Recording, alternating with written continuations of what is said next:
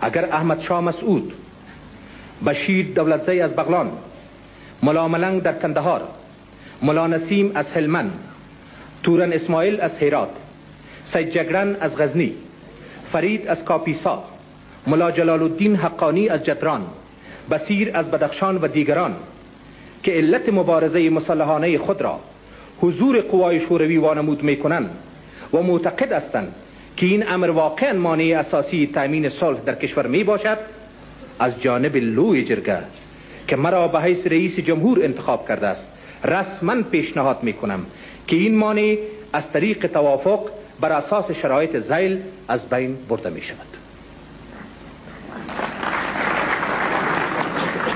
در جواب تمدید آتش بس دولت برای 6 ماه دیگر، آنها نیز در جریان این مدت از فعالیت‌های مربوی خودداری نمایند.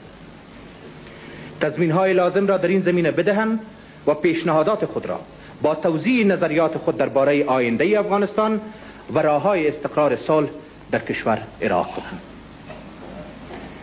اگر آنها تعهد کنند که شرایط صلح را رعایت کنند، قوای شوروی بر اساس جدول کوتاه زمانی به توافق رسیده قلمرو افغانستان را ترک خواهد کرد.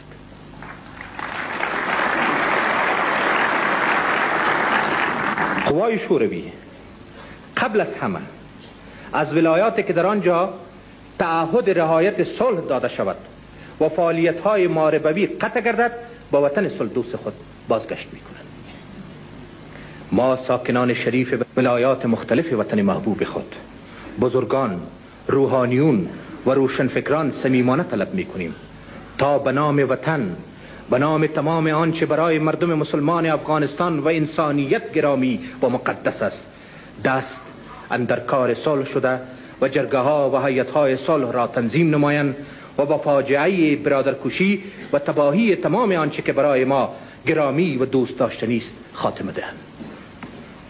ولایاتی که چنین اقدامات صلح جویانه را عملی سازند و ضمانت‌های مطمئن تأمین امنیت را بسپارند و تحریکات از خارج را فلج سازند، قطعات شوروی آن ولایات را ترک می‌کنند. سران گروه‌های مسلح مخالف که این مسئله را بهانه قرار می‌دادند، قضاوت را به شما نمایندگان این جرگه با عظمت می‌گذارم که بعد از این چی خواهند گفت. لذا امیدوار هستیم که در موضع گیری نیروهای مذکور عقل سلیم غلبه نماید. امروز این جانب آن حرفهایی را که به تاریخ 23 سرطان با پیشنهاد پست‌ها و اصول همکاری با اپوزیسیون خطاب نمودم تکرار نمی نمایم، اما من حاضر هستم تا بار دیگر پروگرام مشخص توافق را با اپوزیسیون مورد بررسی قرار دهم. به هر اندازه‌ای که مشکل هم باشد، من از صرف نیرو و انرژی در این جهت دریغ نمی نمایم تا به جانب مقابل تفهیم نمایم که مصالحه ملی الترناتیو دیگری و جز جنگ ندارد. ما باید زیستن در صلح را بیاموزیم. من به سلامت عقل مردم خود، به توانمندی آن برای وحدت در مبارزه به خاطر دستیابی به صلح باور دارم و هر افغان من جمله آنهایی را که در خارج از مرزهای کشور قرار دارند به این امر دعوت می نمایم. باید هر چه زودتر از طرز زندگی و تفکر مغاره‌ای در مورد سرنوشت صلح و افغانستان دوری جست. من حیث رئیس جمهور این جانب آماده هستم تا با هر یک از سران اپوزیسیون به خاطر بررسی پرابلم‌های حاد قطع جنگ و برقراری صلح در کشور مذاکره نمایم. چون این ملاقات ضرور نیست که در سرزمین افغانستان صورت گیرد. گام‌های مشترک ما به استقبال یکدیگر و توافق در مورد ایجاد حکومت ائتلافی، حل پرابلم‌های کشور را از راه سیاسی، قطع عملیات جنگی و تضمین مطمئن عودت فوری قطاعات محدود نظامی اتحاد شوروی به وطنشان منجر خواهد گردید.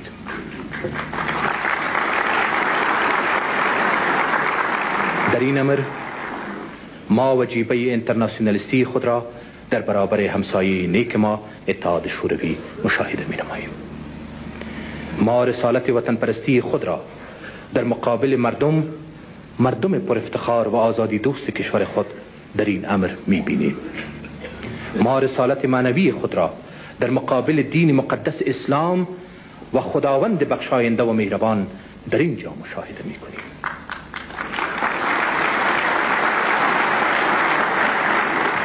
ما دعوت به عمل می‌آوریم که بر بنیاد آزردگی‌های قبلی غرور و خودخواهی در راه مصالحه ملی موانع ایجاد نکنند. آنانی که برای مردم خود صادق هستند و آنها را دوست دارند پیشنهاد سازنده را برای رسیدن به صلح ملی ابراز نمایند. به صفت رهبر دولت افغانستان از عقب این تریبون با اعتبار تضمین‌هایی را که به جانب مقابل داده شده است یک بار دیگر تایید می‌نمایم. آنها عبارتند از تمدید آتش بس الا 29 سرطان 1367 یعنی برای 6 ماه دیگر، مناسبات دوستانه با تمام نیروهای سیاسی که طرفدار صلح هستند و صادقانه خواهان همکاری می باشند.